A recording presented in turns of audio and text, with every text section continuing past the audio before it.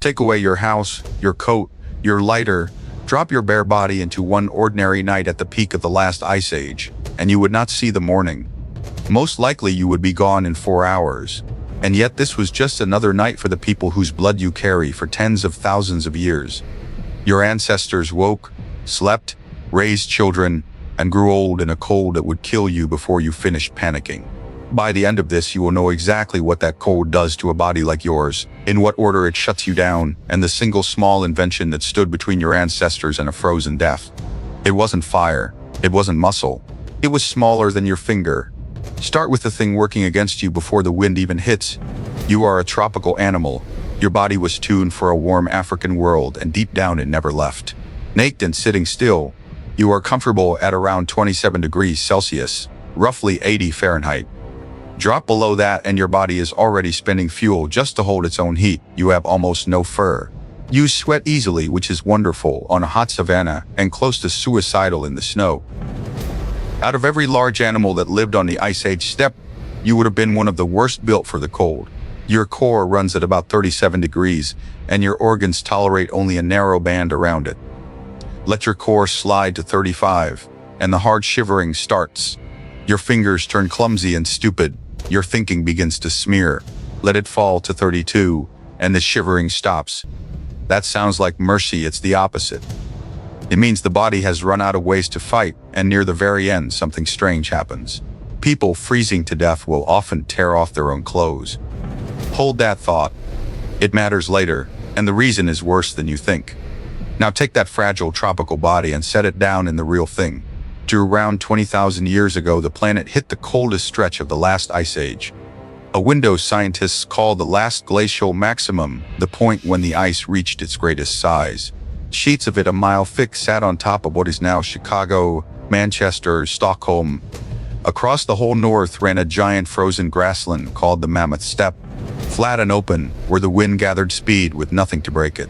Winter nights out there could sink past -30. Add wind and bare skin freezes in minutes. Not hours, minutes.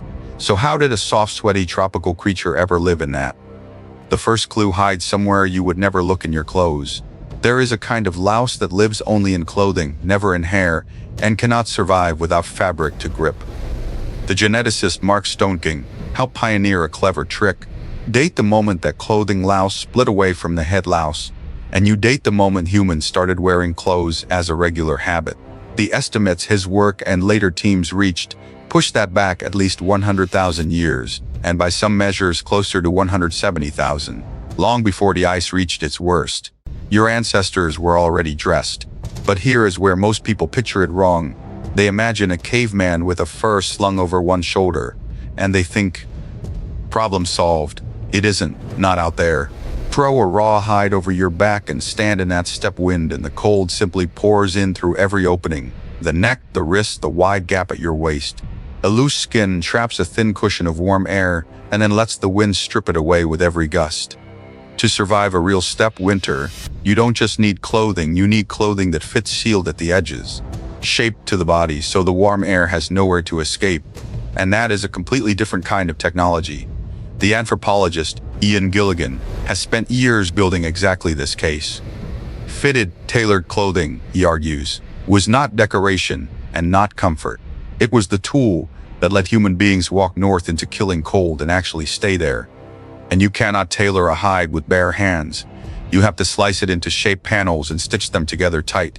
For that you need a needle. Not a sharpened stick, a true needle with an eye drilled through one end to pull a thread of animal sinew. The oldest ones archaeologists have dug up are thin slivers of polished bone, more than 40,000 years old. And the oldest of all, from Denisova Cave in Siberia, may be closer to 50,000. Sit with that for a second. A tool with no blade, a weapon that kills nothing at all, and it may have done more to defeat the Ice Age than any spear ever thrown. You can still see what it made lying in the ground. At a place called Sungir, near Vladimir in Russia.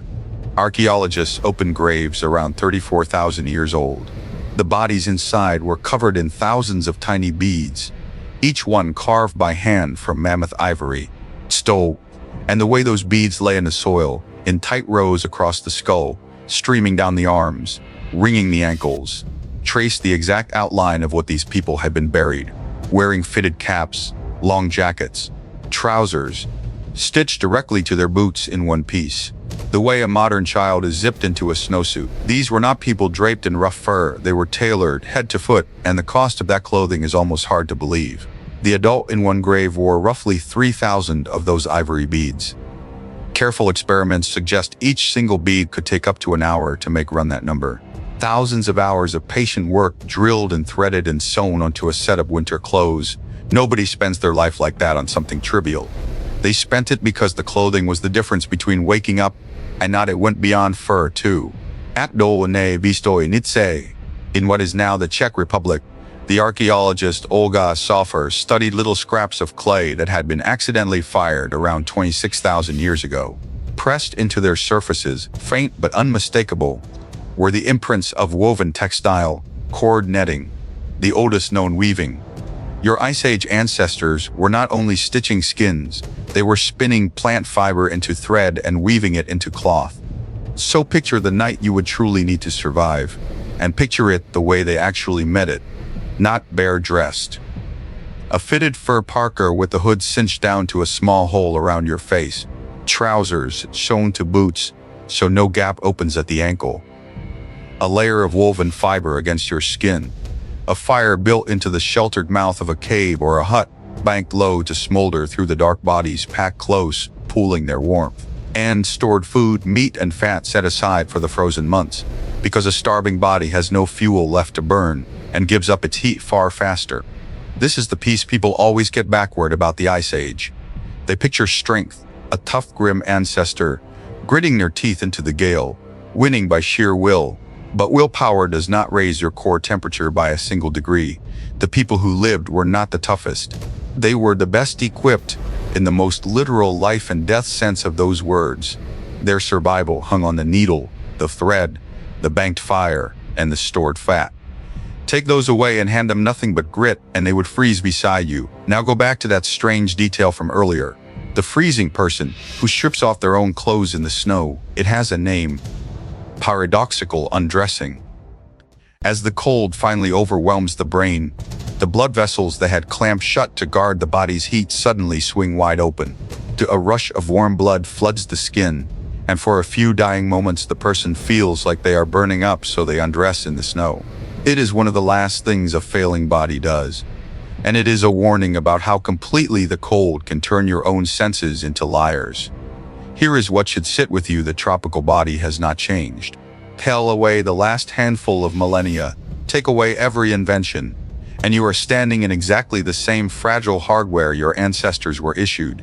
The only reason you have never felt this, never once in your life, is that you were born already living inside their answer. Your heated home is a fire that never goes out. Your winter coat is a hide that somebody else cut and shaped for you. Your whole warm, comfortable existence is stacked on a tower of old ideas, and the bottom stone of that tower is a splinter of bone with a hole drilled through it.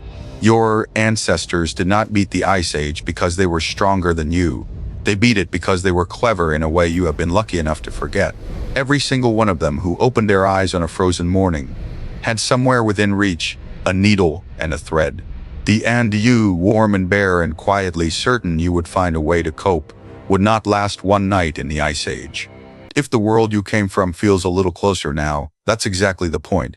Subscribe, and every week we'll uncover another piece of who you used to be.